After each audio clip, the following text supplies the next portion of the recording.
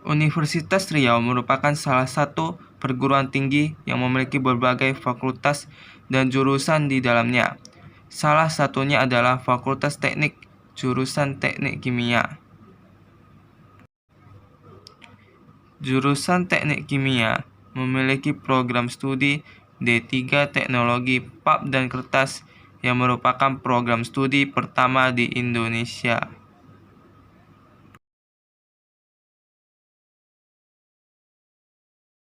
Kali di Indonesia.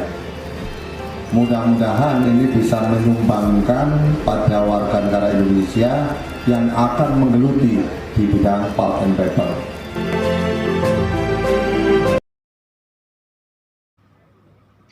Prodi ini didirikan pada tanggal 6 Juli 2018 melalui surat Kementerian Diksi dengan akreditasi baik oleh BAN PT sejak tahun 2020. Assalamualaikum warahmatullahi wabarakatuh. Selamat datang di program studi atau Prodi D3 Teknologi Pulp dan Kertas Universitas Riau. Prodi ini merupakan satu-satunya program studi D3 Teknologi Pulp dan Kertas di bawah Kemenristek Dikti.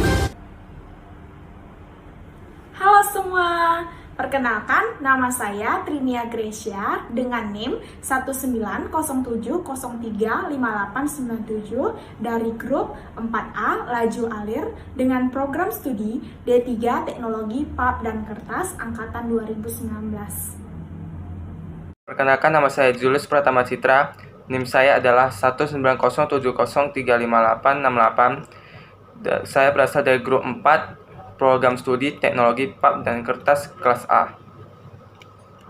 Halo, perkenalkan nama saya Ripaldi Ilham dengan NIM 19070358877. Saya dari program studi Teknologi Pulp dan Kertas kelas A. Saya dari kelompok 4. Laju Alir, anggota kelompok 4. Yang pertama Julius Pratama Citra, 2 Ripaldi Ilham, 3 Trinia Gracia. Hal-hal yang akan kami bahas dalam video ini, yang pertama itu ialah teori, yang kedua metode pengukuran laju alir, yang ketiga aplikasi pengukur laju alir, yang keempat yaitu kesimpulan. Yang pertama saya akan menjelaskan tentang teori dari laju alir. Laju alir merupakan variabel penting dalam suatu proses industri. Variabel ini digunakan untuk menentukan proporsi atau jumlah bahan yang mengalir, masuk, dan keluar dari suatu proses. Pengukuran laju alir ditentukan dengan mengukur kecepatan cairan atau perubahan energi kinetiknya, perbedaan tekanan yang terjadi pada saat cairan melintas pipa mempengaruhi kecepatan suatu aliran. Karena luas penampung pipa sudah diketahui, kecepatan rata-rata merupakan indikasi dari laju alirnya. Saat ini, efisiensi dan biaya dari suatu proses dibantu dengan berbagai variabel pengendali, yang salah satunya adalah variabel laju alir, di mana biaya merupakan salah satu faktor yang mempengaruhi pemilihan instrumentasi yang tepat dalam suatu penerapan, misalnya di industri. Ketepatan dan ketelitian yang baik pada proses akan berpengaruh pada efisiensi operasi. Semakin tinggi efisiensi, maka laba yang didapatkan akan semakin besar. Pengukuran laju alir yang tidak akurat akan menyebabkan kesalahan yang fatal dalam proses industri. Faktor-faktor yang mempengaruhi laju alir selain tekanan adalah viskositas, densitas, dan gaya gesek cairan terhadap dinding dalam pipa. Dalam fisika dan teknik, khususnya dinamika fluida, laju aliran volumetrik atau laju aliran volume, laju aliran fluida atau kecepatan volume adalah volume fluida yang mengalir per satuan waktu. Biasanya dilambangkan dengan simbol Q. Satuan dalam standar internasionalnya adalah meter kubik per sekon. Untuk satuan dari laju alir volumetrik biasanya memakai rumus Q sama dengan kuantitas per waktu atau meter kubik per detik. Untuk Q-nya yaitu kecepatan rata-rata dikali luas penampang atau V per A. Di dalam instrumentasi, pengukuran laju alir secara umum diklasifikasikan menjadi dua, yaitu pengukuran laju alir terbuka dan pengukuran laju alir tertutup. Biasanya pengukuran laju alir terbuka ini dipengaruhi oleh tekanan, sedangkan pengukuran laju alir tertutup dipengaruhi oleh gravitasi. Untuk aliran saluran terbuka sendiri mengalir dalam saluran tekanan yang terisi penuh. Aliran dengan tekanan termasuk sistem pipa yang mengalir di bawah tekanan. Untuk aliran saluran tertutup, aliran ini di mana cairan mengalir dengan permukaan yang bebas, mengalir dengan gravitasi, termasuk sungai.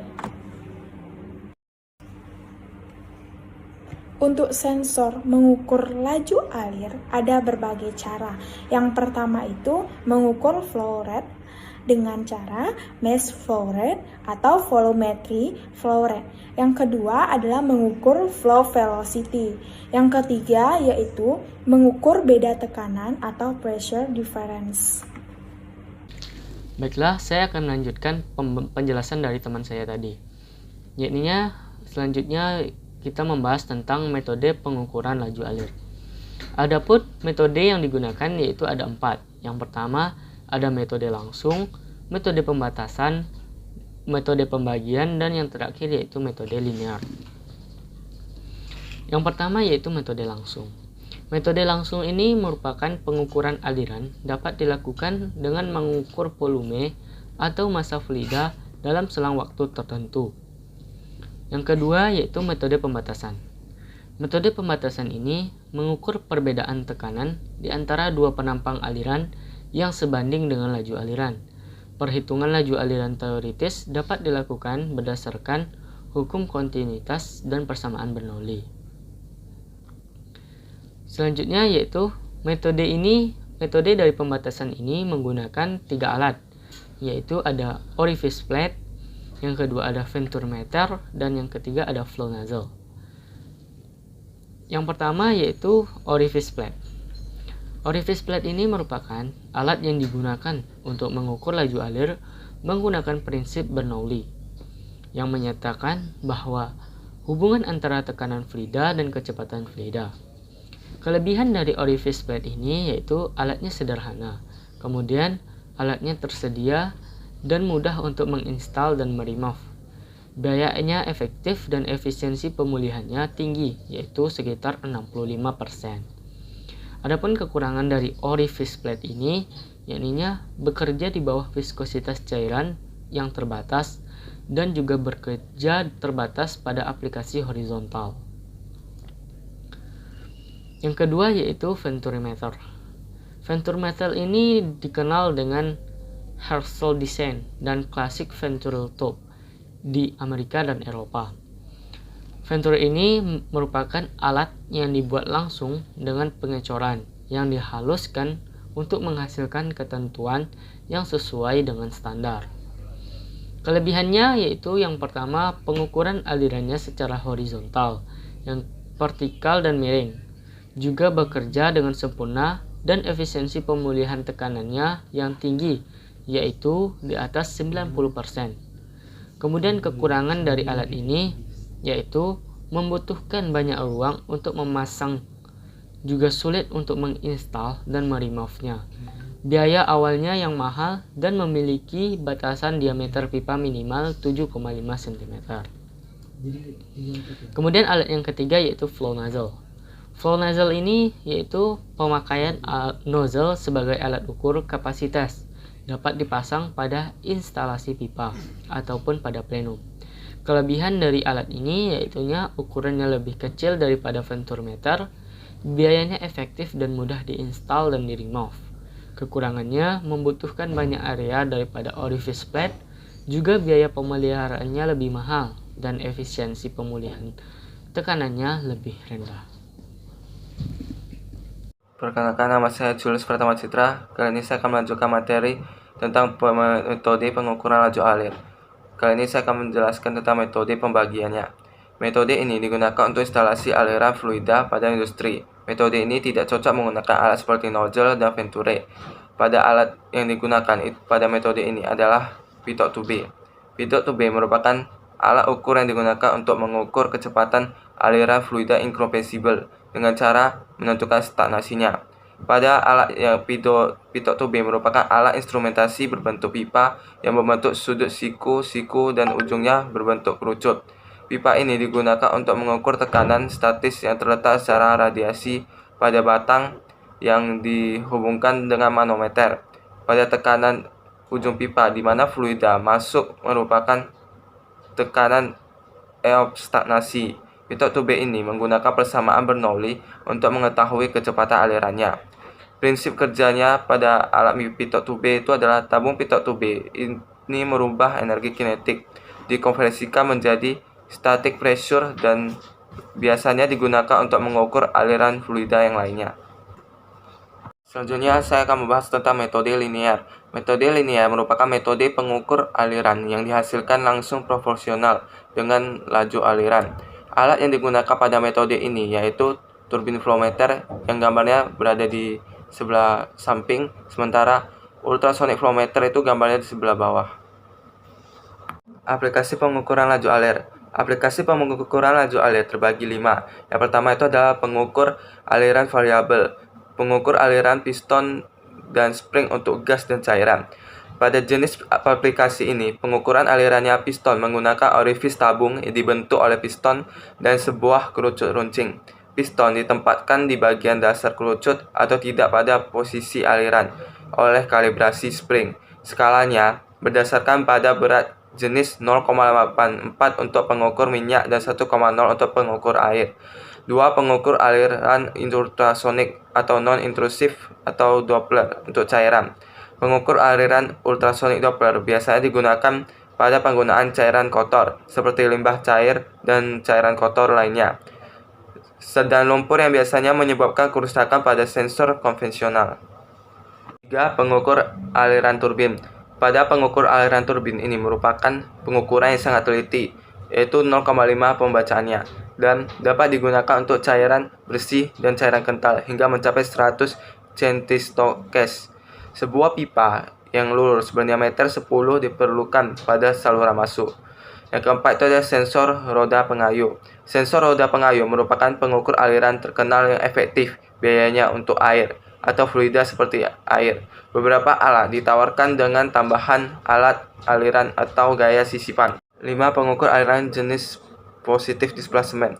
Pada meteran ini digunakan untuk pengukur air jika tidak tersedia pipa lurus dan jika meteran turbin dan sensor pengayuh roda akan mengakibatkan terlalu banyak turbulensi.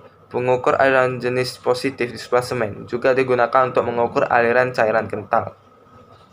Contoh penerapan laju alir pada industri atau pabrik seperti pengaruh laju alir inlet reaktor MSL terhadap reduksi BOD, COD, TSS dan minyak atau lemak limbah cair industri minyak goreng. Reaktor dapat mereduksi konsentrasi parameter outlet sampai di bawah baku mutu yang distandarkan, kecuali untuk parameter minyak atau lemak pada perlakuan laju alir tinggi. Pada efluen didapatkan nilai BOD 0,66 sampai 14,22 mg per liter, COD 5 sampai 69 mg per liter, TSS 9 sampai 26 mg per liter, dan minyak lemak 2 sampai 9 mg per liter.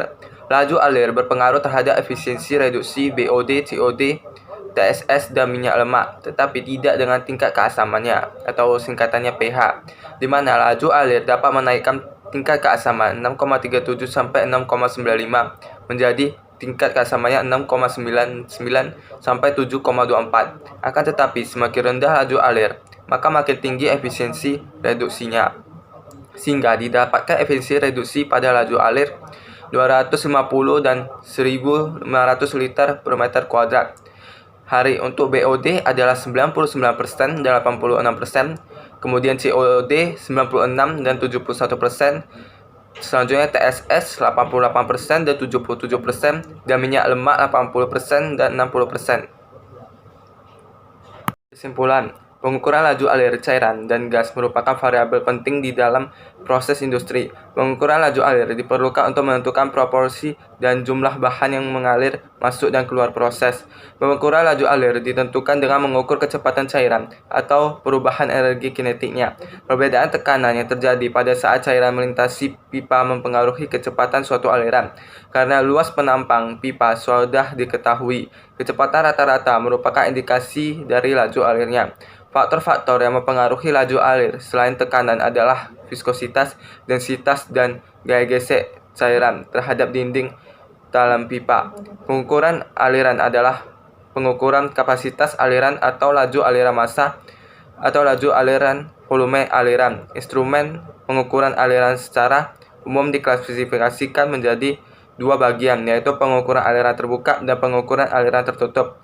Ukuran laju alir terbuka dibagikan dengan 4 metode yang kita bahas tadi, yaitu linear, langsung, pembagian, dan pembatasan. Dan ini adalah daftar pustaka dari materi yang kami berikan. Sekian dari penjelasan materi yang kami berikan. Terima kasih.